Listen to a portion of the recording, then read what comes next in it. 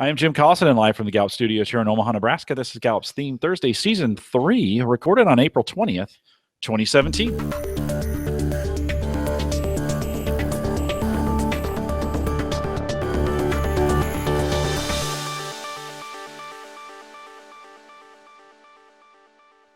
Theme Thursday is Gallup webcast series that dives deep into the CliftonStrengths theme, one theme at a time, and today's theme is command. If you have questions, comments, or contributions during this live webcast, we do have a chat room that's available for you right below the main video window. If you just look down there, there's a chat room. Bottom left-hand corner is a login button. Choose the guest account. Put your name in where it says guest and hit submit. Don't create an account. You don't have to do that. That will get you in our chat room, and Maika and I will be taking live questions during the program. You can also pop that chat window out. Red boxes in the upper right-hand corner of the chat room. And that you can put it anywhere on your screen. Oftentimes good to just kind of move that away from the video, and you can follow along as well. It also works on a mobile device, so give that a try. If you're listening to the recorded version or have questions about custom strengths coaching solutions for small, medium, or large organizations, you can send us an email. And really, this email is good for all questions, coaching@gallup.com. Don't forget to visit the Gallup Strengths Center, just gallupstrengthscenter.com. For all your CliftonStrengths coaching resources and training needs, you can also catch the video on both streaming and now downloadable audio, and actually a ton of resources are available. And we're setting records, view records, by the way, every single day on our coaches blog. So there's some great material out there. Maika helps me with that every single week, and it's really rocking and rolling. This should probably be the one site you have bookmarked, coaching.gallup.com. Maika Leibbrandt is our host today. She works as a workplace consultant here at Gallup. And Maika, always great. Thursdays are one of those days I just wait for. It's like, Theme Thursday's coming up. Welcome to another Theme Thursday. Thanks, Jim. Great to be here. Best day of the whole week. Yeah, no, great to have you. We have a really good one today. And Mike, I was getting a lot of feedback from the Facebook community about command, and just a lot of, I think this is one of those that gets really heavy bias towards it when we think about theme bias, and maybe some misconceptions. And I'm excited today because I think we're going to look at it from a little bit of a different angle as we think about command. But let's jump right in. We've got some work to do in our companion guide. So hopefully if you are listening to this and you haven't downloaded the companion guide, hit pause, look above you, or find the companion guide. It's available on our coaches blog. Get that downloaded and then hit play, and you can come back to it. But Maika, let's talk a little bit command from the companion guide. Sure thing. So command is the least common theme as in terms of how often it shows up in people's top 5. We talked about this in season 1 or 2 as perhaps being a reason that you do get a lot of bias, or a lot of, I think, preconceived notion about what command really is or really isn't, because in terms of a numbers game, you're not super likely to meet somebody who has command. And therefore, you're not super likely to love somebody who has command. Today, we're lucky because we get to have somebody who is not just my best friend at work, but really one of my best friends in life, who I love a lot. So it's going to be easy, I think, for everyone to see the love that I have for command, and hopefully you'll feel that as well. Let's take a look at this, the long definition of command, which I think is one of the best things about Season 3's companion guide. So make sure you've downloaded that. It leads, alphabetically, it leads our influencing themes. Command leads you to take charge. And it really is about having a comfort with helping direct where a group is going. It is about being persuasive, being able to affect the feelings of other people, and doing it on purpose. A couple other sentences I love in this long definition. You're not frightened by confrontation. Rather, you know that confrontation is the first step toward resolution. Very often people see command and harmony as opposites. They're probably not logical pairs. They don't come from the same place, but I think they want the same thing. If you read this definition, it says that command will go through conflict because it helps us get to resolution. Harmony finds other places where we can get to resolution where there isn't conflict. So the difference isn't in the definition of the theme. The difference between those is the route they take to get to the same destination. And I just thought that was a really great piece to pull out of command, of that courage to really go through some barriers, or to have tough conversations, or to confront assumptions that maybe need to be shaken up a little bit, because what you're getting to is resolution, or in many cases is progress. It can be command, I think, sometimes also aims for influence, being able to get everybody excited, or rally people together, or affect the way that other people feel. Just a couple other things defining command in this definition. It says you need things to be clear between people. and challenge them to be clear-eyed and honest. You push people to take risks. You may intimidate them. And while some may resent this, labeling you as opinionated, they often willingly hand you the reins. I think about command as being, it's a theme that you wear on your sleeve in that influencing category. It is about how you affect the feelings, the emotions, the hearts and minds of other people. I have this image of the kid on the playground that everybody tends to follow, whether or not they know they're doing it. It's that natural ability to want to take the reins and to realize that it's almost a magnetism where people are drawn to giving you those reins. So a couple things about command. How does it look like in leaders? I'll be totally honest. I had the hardest time with command in describing it, a leadership extension specific to command. In season 3, our focus is leadership. And in a moment, we're going to speak to Rosie about being a leader with command and what that looks like for how she leads with it. The reason I struggled with it, though, is command in itself looks like leadership. So I had a hard time saying, well, how could this be different in a leader than it is in an individual contributor? So instead, I went backwards and I said, what does command look like in an individual contributor versus a leader? And what I came up with is an individual with command aligns decisions with their own performance. A leader with command aligns actions with bigger goals. So those goals might be about the organization or about your team. And I'll ask Rosie about this as well, but I will tell you in our pre-call yesterday, I ran that by her and she said, or maybe just once you're a leader, you finally got permission to lead the way that you've always been leading. So maybe that is it. Of course, all 34 themes can lead to excellent leadership. There's no dream sequence that you need to have in order to be a leader. Command, I think the definition by itself just lends itself to leadership, maybe a little more effortlessly. It is a persuasive presence undeterred by opposition. That is my best sentence that I have to discuss really what command is. I think barriers for people with command can create clarity, just like wind creates lift. I have a toddler in my home, and lately one of his favorite movies is called The Secret Life of Pets.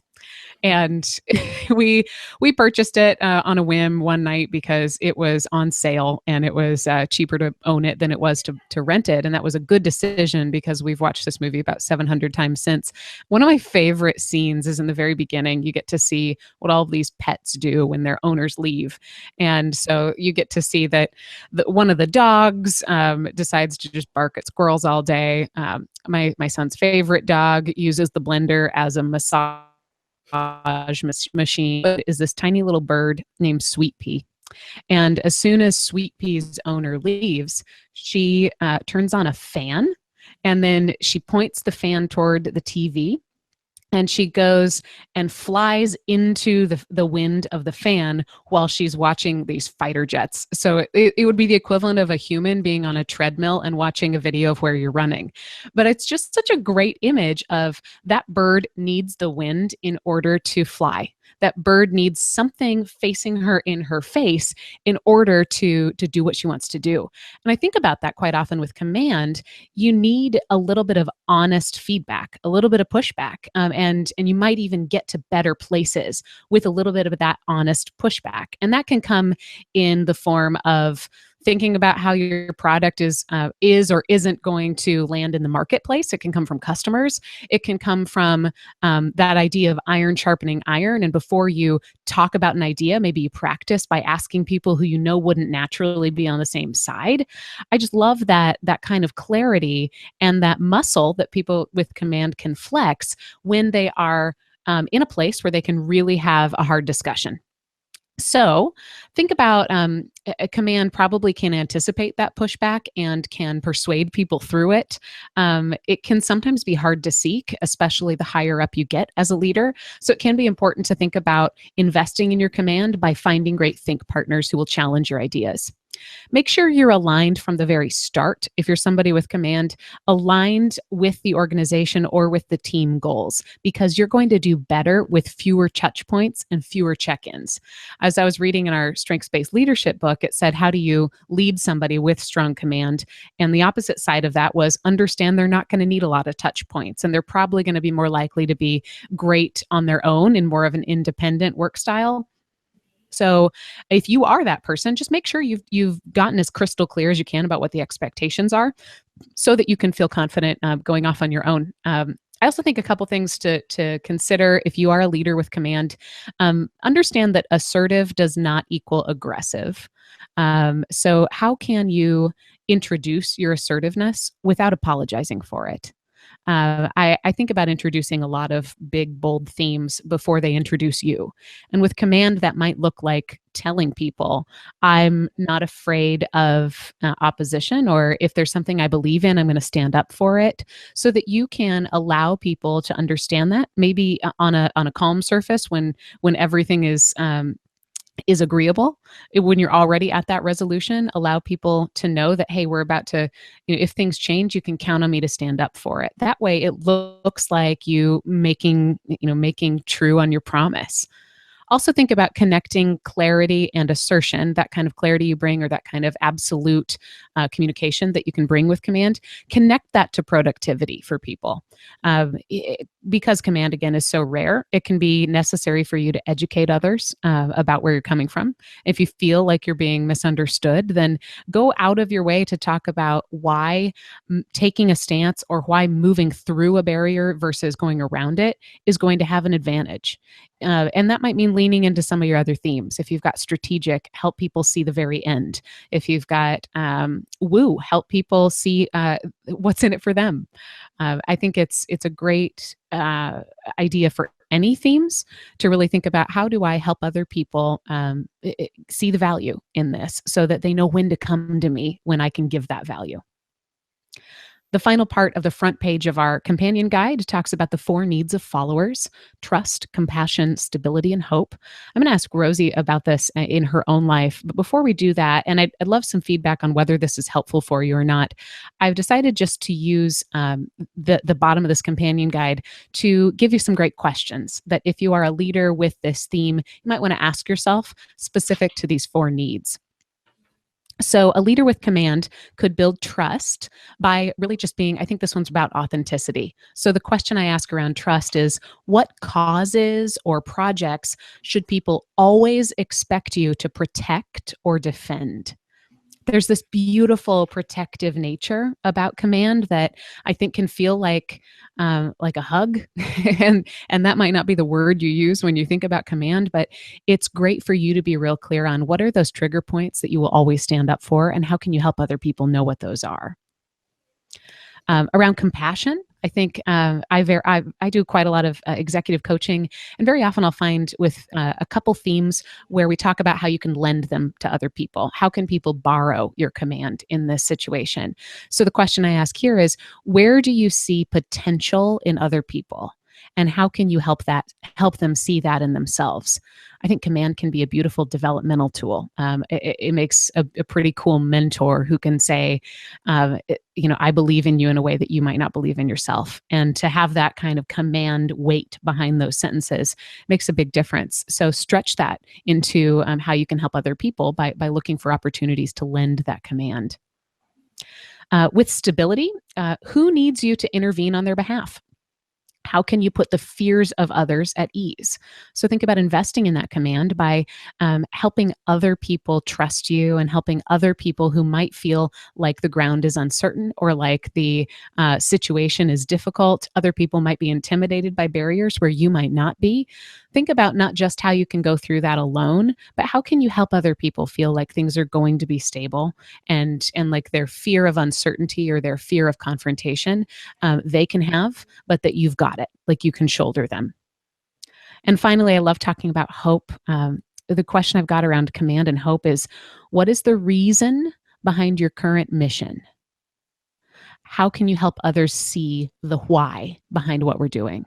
So it's not just about charging forward on your own with command. I think command as a leadership extension, and as stretching it into that leadership space, is really about how you can help others come along with you, how you can stand for people as well as for causes. So I hope I gave you lots of good note-taking time. And don't worry if you didn't catch it all, you can always come back to it later. And now I want to introduce our guest leader, one of my very favorite friends in the whole world. Rosie Liesveld is here with us today. Rosie, welcome to the program. Thank you. That was so good, Maika. Was it? I loved it. You're so good. Oh, well, thanks. I'll take that. That's a great example of sharing your belief in other people with that command voice. Thanks. Hey, Rosie, could you tell us just to introduce yourself? What do you do, and what are your top 5 or top 6 if you consider those? Yeah, well, top 6, actually, I'm glad you asked it that way. Starts with futuristic, and then I have activator and significance and relator and command, and number 6 is belief. And what Awesome. do I do? Presently, I'm spending a lot of time coaching people, and then I teach. I do a lot of teaching in terms of all the strengths courses, and particularly the ASC course that we have at Gallup. Fantastic. What do you like most about your job? Hmm. Oh, well, I know this sounds like a canned answer, but um, I like to be to think that people's lives are different because of what we've offered them, and given them kind of a picture of what can be, and part of that hope for the future. So yeah, I love that part. Mhm. That might have been a sentence and a half, and I just heard all of your top 6 in it. Yeah, probably. That was fantastic. So let's talk about command. How has command shown up for you in your role? Um, over the years, it's shown up in different ways depending on what I've done. I've also had roles at work where I led an internal team. I was a client development kind of person for a long time, and so I've done a lot of things with command, and outside of my Gallup world too. But I think it's shown up in terms of really having kind of a passion a lot of times.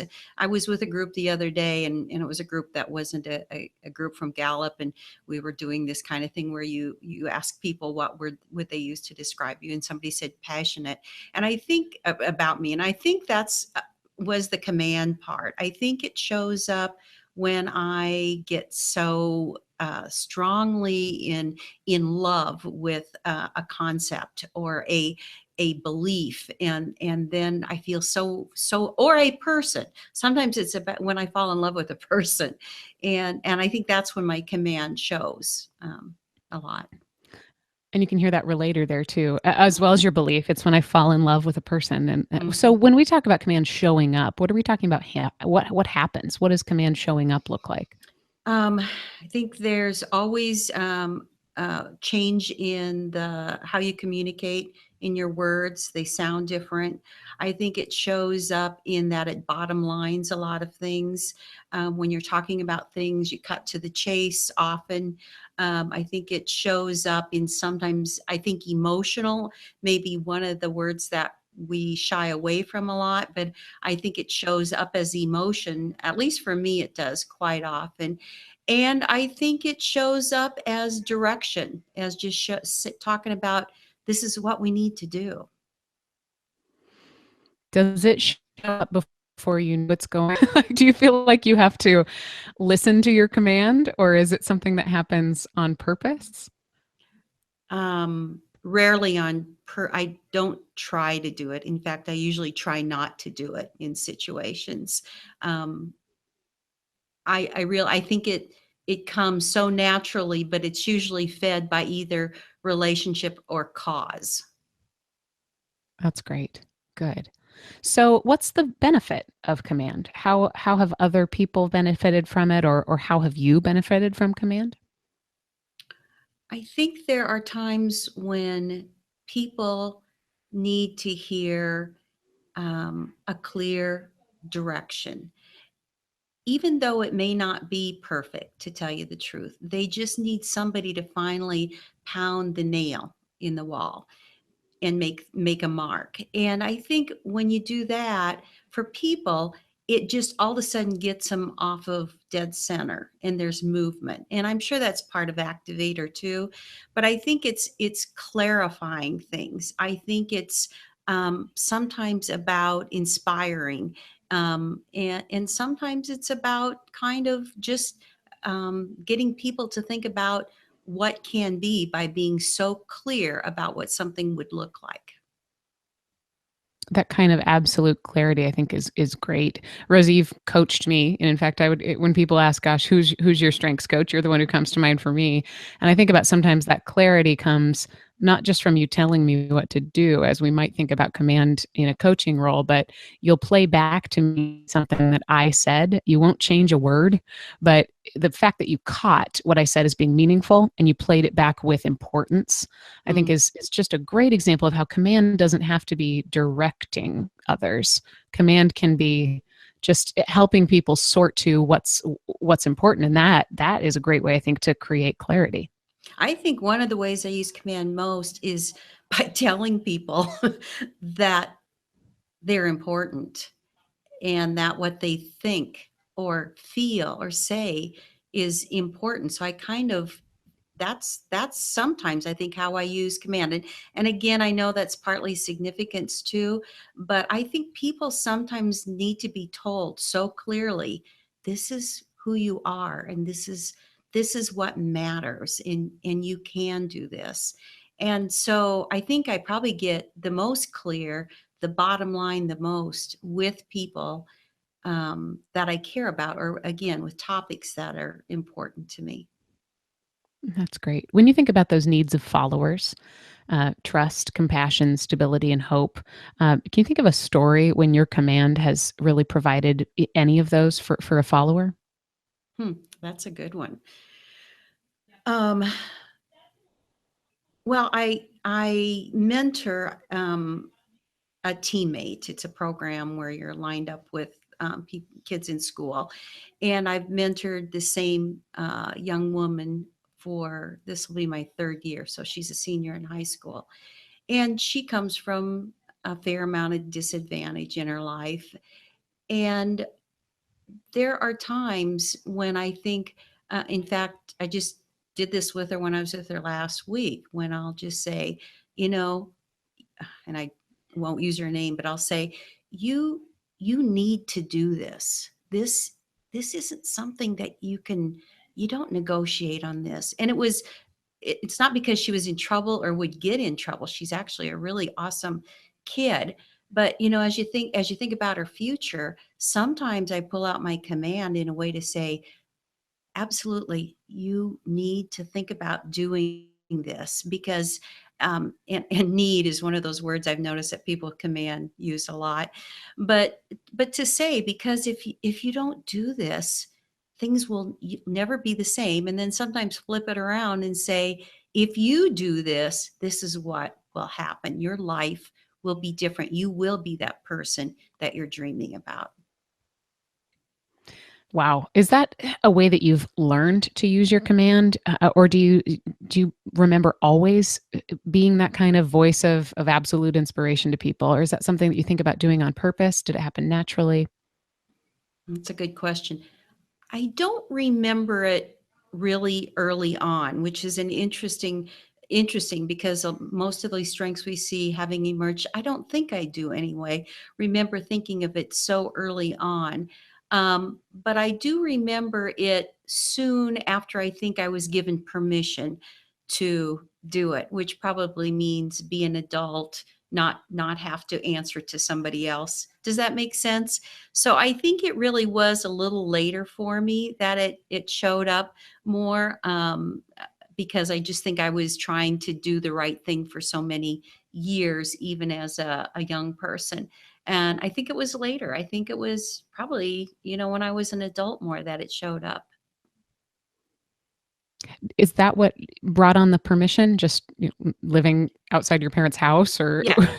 Yeah. I mean, honestly, I think it was a little bit. And then I think it was having the permission, and then I think it was clarifying as I got older what really mattered.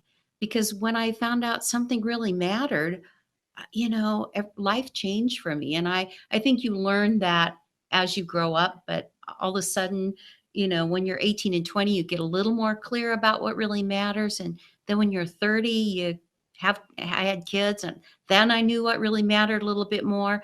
Now, in many ways, I know more than ever what really matters. And so I think it unleashes command when I know what really matters. Oh, what a great coaching exercise, really, to help hone that command and invest in it is how do you sort? How do you help command decide the most important thing? And that could be Yes. about values or your age and stage in life or your job or your team. And I like hearing from you that it's probably an ongoing discovery. Yeah, and it is when I coach people with command, I do tell them they have to figure out what battles it really is that are most important. With my belief, it's easy for me. It sorts real easily. In fact, people can ask me about a lot of things about, shall we do this? Like, shall we go this place to eat or whatever? I don't care about any of that. I usually say it doesn't matter, and it doesn't.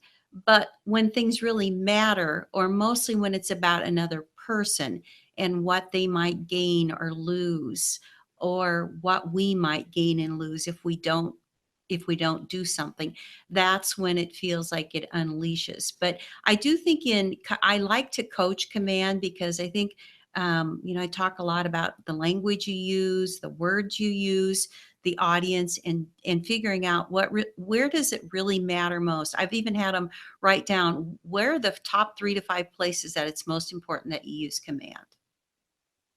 That's great. And I like that idea of how do you stretch your ability to understand the language? How do you reach that audience? How do you individualize it? Rosie, you wrote one of my favorite blog posts. Must have been 2 or 3 years ago now, I have told so many people in our courses to go Google your name and look up the title of this blog, which is, "Do you have mixed emotions about some of your themes?" And it was about, I think you wrote about command and significance, and your first reaction to really owning those themes. What was that like for you? Um, It was hard. It was really hard. And command still is hard to own. I'll say significance less in some ways, but it really is hard. I just still have to think about when I teach ASC. I notice that all the questions about should you really, when they start talking about command, all of a sudden they really pull to that kind of negative side. So I hear it over and over again. It just really makes me want to do it the best I can and do. So, Maika, let me ask you while I'll she's take that getting one. that Yeah. figured out. Yeah, when you think about that impatience of sometimes command is seen, I think, with a negative bias as being pushy or rushful. I just made that word up. Okay. Where right, it's Rushful is a like fun word. I like that. we're pushing to go forward all the time. Got to go, got to go, got to go. Is that really an accurate description of command? Rosie, what do you think? Did you get that question? Is there a pushy or a rush with command? Yes, I think there is. And I always wonder if it's activator and my command. But yes, I think there is an urgency. That was probably one of the things Kurt and he used to say to me, it doesn't have to be done right now. He'd say to me, and I'd be, yeah, it does. And I think I that wonder if some. Go ahead. No, I just think that is part command. There is this urgency about getting going, and we need to do this as soon as possible. Yeah. So you know what? I think that there is. Emily says she also has activator number 7, so it could be some of that. And more than anything, I wonder about what command does to your communication. Because if command is pushing for clarity, then there can be a little bit of an impatience with taking the winding path in the way that you're telling a story. Because command can pick up those points that are most important. And in that case, this is advice and not coaching, but I'd think about how can you use that as a helpful thing for people? How can you play back, hey, I think I'm hearing this, and say it in 3 bullet points? And if that's really what it is, now I've got high communication, so I know that that's influenced. But in that way, command might look a little bit like analytical or like communication in its ability to provide clarity. So maybe command could say, hey, is this really the point you're making? And offer that up as a suggestion. Now, it also comes to understanding your audience, as Rosie was mentioning. That might not be okay for some people. No, Mike, you make some great points, and I also think when we think about command in that state, that it's providing leadership in the absence of it. And so Yeah. I don't know if it necessarily has to be impatient or it has to move. In leadership, I think it's important that it learns to listen because it can get clues. You said, to ask your audience. We say that a lot in the podcasting world, right? To kind of understand, are we giving them the right materials or are we doing the right thing? You and I do a lot of that. But But I think it's deciding at some point in time that we have to move, and we have to move forward, or we have to disband, or we have to, we have to get some movement. We have to get off center.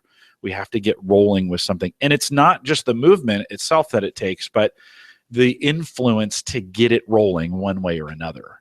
And so Yeah. I think in leadership, especially when we're providing stability, I think it's really, really important that we listen through some of those and take those things into account. All right, Rosie, I think we got you back. I'm back. 5 Yeah. seconds when we went down. No, it's good. We covered for you while we're gone. We said all kinds of nice things about you. You'll have to listen to the recording.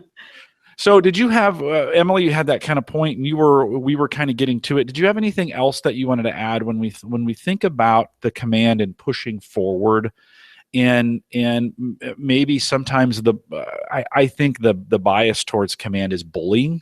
When you think about that from a coaching, how do you coach, or what do you say to folks where maybe that has come up in their feedback, or they're in a leadership role? Any thoughts you would give to that?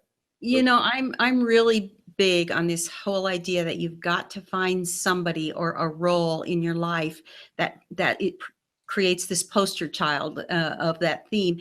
And I remember early on in command, a nurse that I thought was this very sweet, kind, competent nurse talking about her command, and how when people need her to take charge, wow, she can take charge, and she says, this is what we need to do, and it saves lives. The bottom line is it saves lives. And so I think about that sometimes when I coach people, to help them understand the difference between somebody who can make such hard, quick, direct decisions and instruct people, and how it really saves lives in some ways. I love that. It's bringing in that importance again, and Yeah. bringing in that, hey, if I love it, if I care about it. And I like that thought of, how do you make that importance external? How do you, it's talking about the purpose. Well, and there's a real inspirational part to, I think, command. I think Al Winsman was the one that says it can inspire and it can intimidate, and both are okay. But I think figuring out when you can use it to inspire, and helping people see it as kind of inspirational, and then helping people know and identify times in their lives when they've needed somebody with command, or what that felt like. I think it's one of the best customer service characteristics there is. So you have a bad meal, and the wait person comes to you, and you say, this meal is terrible, and what do I do? And that person says, here, let me take it back. I'll take care of it for you. Now, they're not in charge. They're not the manager. They're not the cook or anything, but they have this capability of taking that customer and turning the whole situation around for them, and giving them confidence that they're in charge. And so I think I use examples like that, rather than sometimes the real strong, high-powered kind of ones in organizations, to help people understand what command really does. And Rosie, I think that's a great example of compassion in leadership using command. And we would not often see compassion and command come together. But in your example, where something is wrong and you step in and say, I'm going to take care of this, right? That's having compassion for that person. And whether it's waiting for food, or whether it's helping someone in a business situation, or them get the right answer to something, I come across this all the time in my role here, where people are posting, even as we're speaking, people are posting things in our chat room. And I feel like it's my role to get the best of those into what we're doing. I think it gets underestimated as compassion for that. And just as you were saying that, it's just I think it's a really beautiful example of how command can have this really, and I don't want to say soft side, but a loving, compassionate side to people, to want to take care of them. Maika? I wonder if you could almost say a servant side. I see in the chat room, SP says, I recently had somebody think of this as arrogance.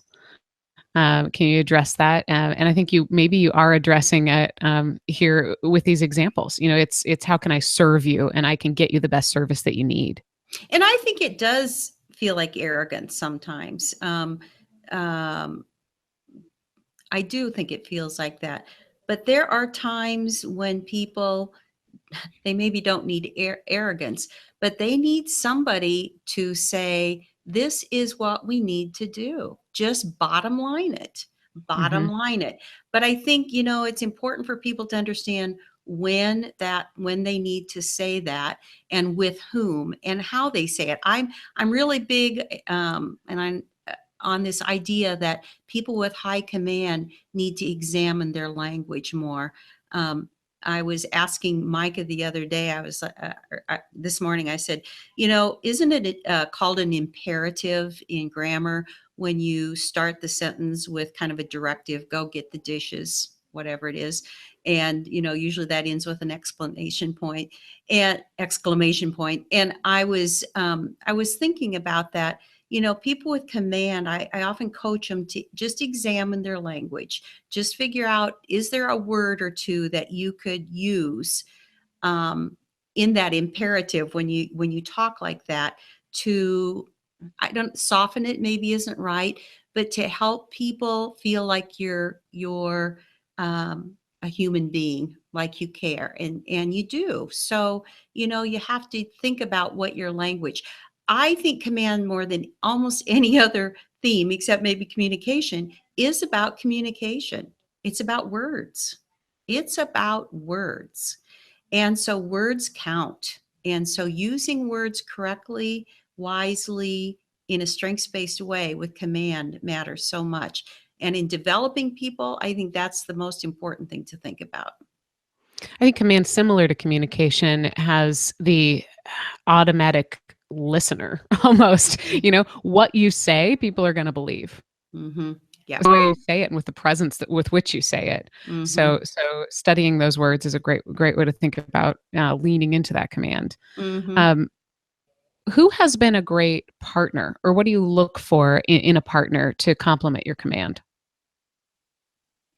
That's a good question.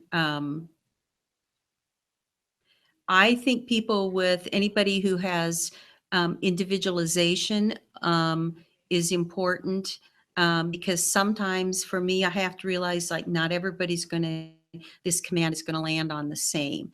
So, I jokingly would say a good partner is somebody who would kick me underneath the table at times to say, this isn't the place to use it, and that kind of thing. But I think a great partner, it's because it's kind of getting people rounded up and getting them to say, this is what we need to do. Somebody's got to follow up with the execution, and somebody's got to think about. So you need somebody beforehand to help you kind of analyze, deliberate about things, and then you need somebody afterwards to help execute, for sure. That's great. And that frees you up to help drive the whole partnership forward, or what does that free you up to do? It frees me up, I think, especially on the front end. If you have somebody think about, deliberate or analyze, it helps me to feel more confidence about it. And so I think I just do it better because of that. And the execute is obvious. It frees me up because I don't have that as much executing. I really don't have that much. And so I need to think about who is actually going to take this forward, because somebody in that group, after you've said, this is what we need to do, is going to say, how do we do it? And so you need to be ready with that how to that somebody else can help you with, or how they can talk about it. Mm-hmm. Excellent. Rosie, I didn't give you any heads up for this question, but I do want to know, you've got 2 amazing kids and 2 pretty cool grandkids and a wonderful daughter-in-law. How has command made you a better parent? Oh, now you've tapped the emotional command part of me. It's probably played too big a role sometimes in my life, because it's pretty easy to bottom line for your kids anyway. I think most people, to tell them, these things aren't these aren't choices about some of the things. This is what we do. This is the right thing to do. This is what you do if your name is Liesveld, so a lot of real clarity. And I think the emotions come out. I mean, I feel emotional just talking about it now, but it's really helping those kids and those grandkids say, this is important. We do this. Sorry. Thanks. No, it's a great answer. And when we think of, I think of when we think of command in family situations, this can often be an area where it's the most important and it's sometimes the hardest because we have to speak these truths. We have to speak. This is what I hear you saying. We have to speak these values, right? And because 6 is belief for you, your command, what you say, and the values you hold are very strong, right? I think this is why we see kind of a strong emotional reaction from that standpoint. And I totally get that. I've got command, down a little bit lower, but for me, when I'm dealing with my kids, it is one of those things where I think we have tremendous value that we can provide in our parenting when that is there. And again, it's not bossing around, right? It's heartfelt value and values that we're bringing in and speaking those. You've been in these situations, right, where something needs to be said and nobody wants to say it. Command will say it, right?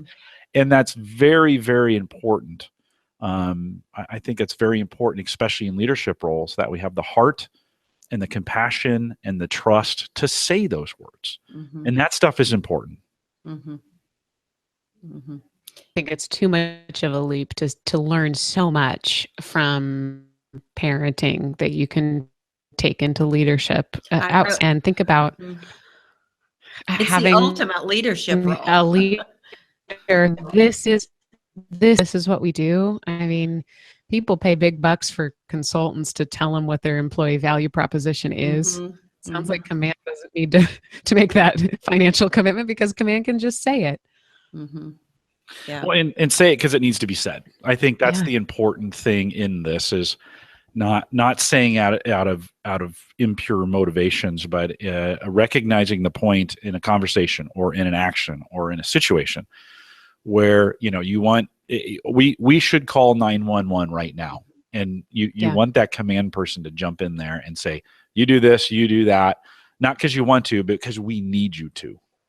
It's funny you said that we should and we need. I think about that often, that those are two words in a command vocabulary: should and need. We need, you need, I should, you should, we should. And I think about how those can be more effective by, again, maybe increasing vocabulary or changing it a little bit, always changing that you to we. But I think that's an important thing in terms of that. And I just had to laugh when you used need and should, because I realized how often I use those two words. I love that. Rosie, I love that you say you love coaching command. In coaching is a lot about helping people, follow their own path. But if you were free to give advice to other people with command, think about even, maybe other women with command. What have you learned that you would want other people with command to really know?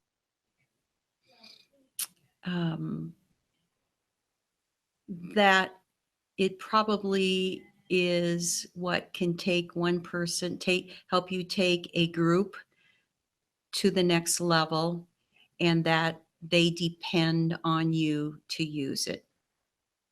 And it's important that you take ownership of it. I do tell them to think about language and words, because I think that's all about what it is about that. And then I mentioned this before, I help them to think about where they want to fight their battles and what really matters to them, and where can they really be most effective. And that in some ways, command is like respect. When people say you have to earn respect, I think you do have to. I'll say to people this in a commanding way, you really do, your actions have to follow your words. You have to have that integrity, or that command doesn't mean anything. It does feel bossy then and self-centered.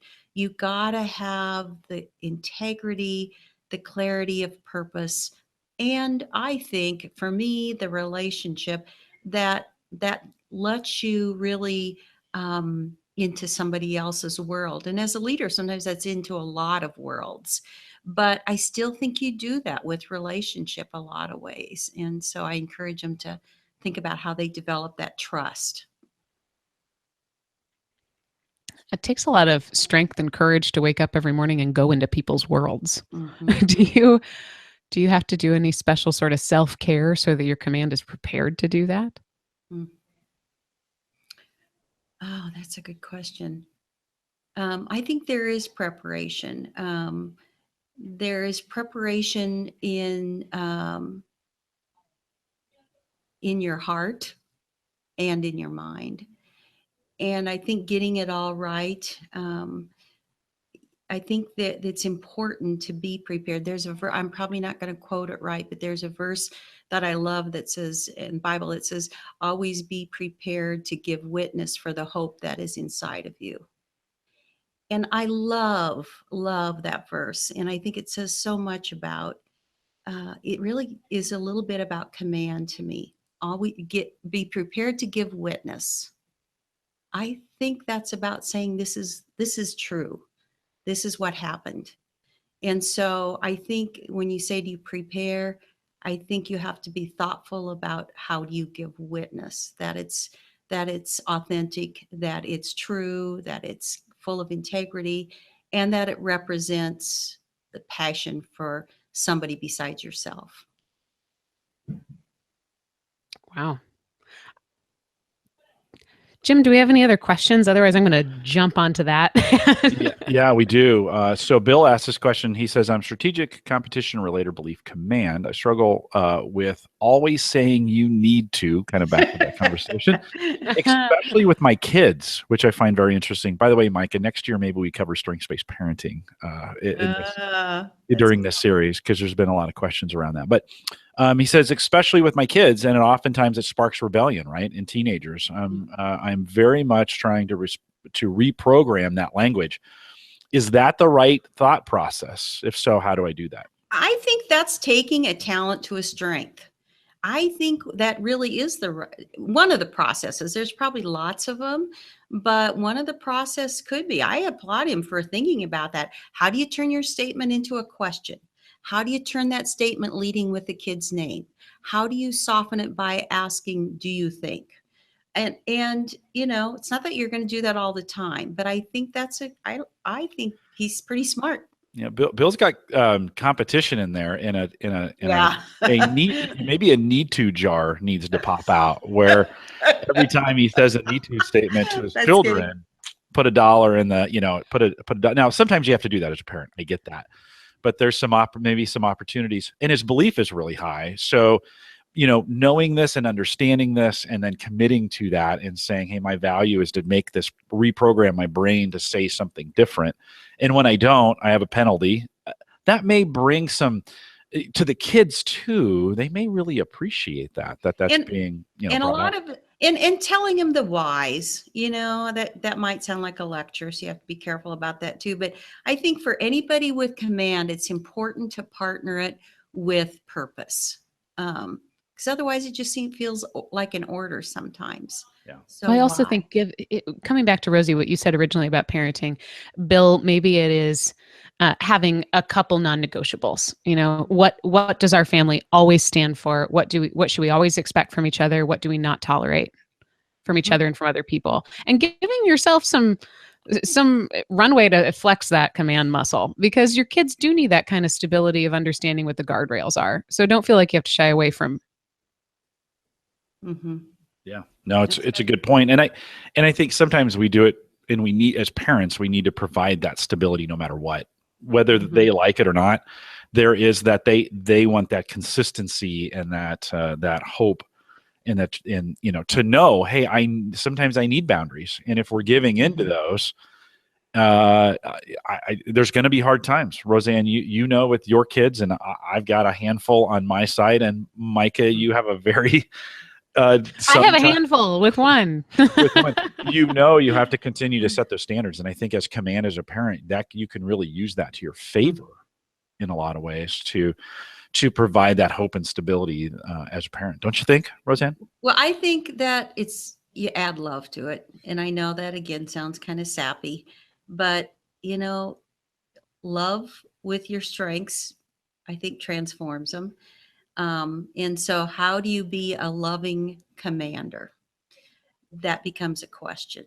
Um, I think you influence if you're a loving commander. Yeah. Loving Commander makes a great book title. Speaking of books, I knew I'd find some way to work this in, Maika. Rosanne, you have a new book, and I feel like here at the end of the show, we should talk about this a little bit because it has everything to do with Theme Thursday, right? And so for those new listeners that are maybe new to Theme Thursday, maybe you just picked us up in season 3. 3.5 years ago, we started Theme Thursday. Kurt, who we've referred to several times, Kurt Liesveld and I and Jeremy Petrosini through the chat room came up with this idea of what if we did a show about these themes and we'd dive in 45 minutes. And we did 24 of those before we lost Kurt, May 16th of 2 years ago now. And Rosanne, you spent some time working through a Facebook process where every day you posted on Facebook and kind of went through that and then began to wrap that into a book that we're hoping will be released here on May 16th, the anniversary of Kurt's passing, coming up. Can you talk a little bit about that? There'll be links available, but can you kind of talk about maybe your command and how that pushed you through? Because this is really hard to do, right? This isn't like, hey, this is, everybody's writing a book these days. Can you give us just a little glimpse into that process of putting this together and then as you publish that here coming up, can you just give us a little hint into how you went through that? Well, I think it was command and love and relationship that brought it about because it was other people's command, which some people said, you need to, there's the need word, you need to put these in a book. You have to do this. It's really important. I don't think people ever bossed me around as much as during the writing of that, during those posts. And it was wonderful. It was like somebody cared. And so, I think I watched that and I realized that, maybe I do need to do this. And so I think in command, there's so much, there's a bit of risk. I always think there's risk in several themes but with command there is risk in bottom lining things and exposure. It's a very exposing thing to do, is to write a book. And I think some of that, it came from all sorts of places, but I think I have to do this yet, is to say it was the right thing to do, because sometimes I worry about that and, all the things that go with it and what people think and how much it costs and all those things. But I honestly think it was other people's command that influenced me, which is a really cool way to think about how command affects somebody with command. Does that make sense? Yeah, I think so. Maika, do you want to add anything to that? You've been a big part of this journey with us through this. I just clicked on the Amazon link and pre-ordered it while I was listening to you. You know what I loved about what you just said, Rosie, was how, sometimes bossing people around shows that you care. Mm-hmm. And you said you'd been bossed around and it felt really good. It felt like people cared. I think a lot of times we shy away from being called bossy. And I don't care if you're a man or a woman. It's not nice to be called bossy, but it's hard to be bossy unless you really care. You know what? I just had such a bad thing. I just had a flashback, Maika, of when I was at your house and in North Carolina, actually on the beach, and I was really in not a good emotional state anyway. It was only about 3 months after Kurt died, which I said Mike had the biggest courage in the world to even entertain me for that long. But I lost. Somebody stole my phone. Bottom line, and I was like a absolute puddle because I was already emotional mess anyway. And we couldn't find that phone. I didn't know what to do. And Maika just took over. It was like she was my mom. And Jim's laughing. It was the best feeling in the world. It was like somebody takes care of me. Somebody's taking care of me. And she could have told me to do anything and I would have done it. So I think that sometimes it looks a lot like care. I That's also powerful. I bossed you out here, so I'm glad you were brave enough You did to follow. boss me out there. Yeah. I think I was one of those people who said, you need to get on a plane and come stay with me. I remember that weekend. I remember you going out there and then you posting on Facebook that you lost your phone. I thought, good Everything grief. went wrong. What else can go wrong? But no, Maika, I mean, I think that's a great example of using that theme wherever it exists for you. And sometimes it's just pure compassion. Yeah. Lots of times we lead out of just pure compassion. Yeah. And that's just a great example. Maika, anything else? We're going to run out of time here. Yeah, Anything else? I want to replay and reflect back what Rosie said about love transforms your themes. And there's a lot of love on our program today. I absolutely love both of these people. But beyond that, if you're just listening to this to learn about command and you're done with our love fest, I do want you to take away that, gosh, in command, if you can add love to what you're commanding or how you're commanding, it transforms it. And it makes it okay to be bossy.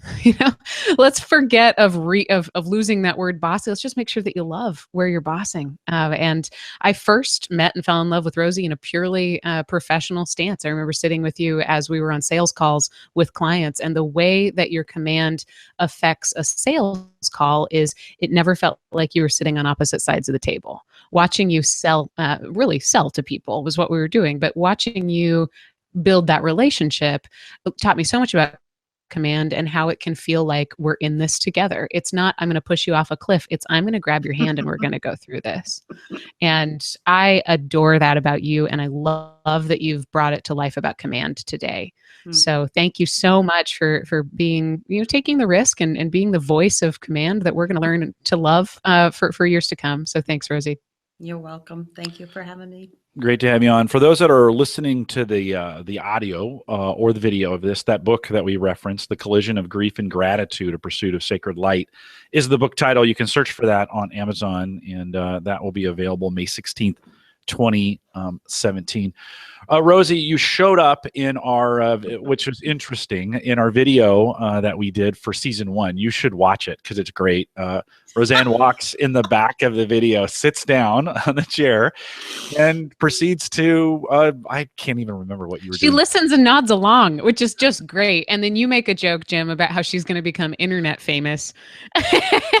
And then I didn't know how to exit the room because I realized now that I'm in it, how do I get out of here? It was embarrassing. It's great. It's great. Not one of my finer moments. Pretty prophetic as you would now then be our guest on. Yeah, you were meant to be the command voice. No, very good. We'll remind everyone to take full advantage of all the resources we have available at the Gallup Strength Center. Just GallupStrengthsCenter.com. Send us your questions or comments if you'd like to be a guest blogger. And in the last couple of days, I've heard from a bunch of you. That's awesome. We're looking for original material on that. You can send that to us in an email, coaching@gallup.com, put guest blogger in the subject line, and that will get to Maika and I. And we can consider it. You can also catch the recorded audio and video of this program, as well as all the past ones are available on our coaches blog. Very, very, very resourceful coaches blog, coaching.gallup.com. If you're interested in becoming a Gallup certified strengths coach, you can see a list of all our courses. By the way, 15% off all our courses that are going on during the Clifton Strengths Summit here in 2017. So if you haven't looked at that yet, head out to courses.gallup.com. If you haven't signed up for the summit, you're not going to want to miss it. That's CliftonStrengthsSummit.com. You want to check that out. And we would love to have you here, 750 or so registered, and you will want to attend that for sure. If you found this helpful, we'd ask that you share it. We thank everyone for coming out for Theme Thursday. We'll look forward to the next one. And with that, we'll say goodbye, everybody.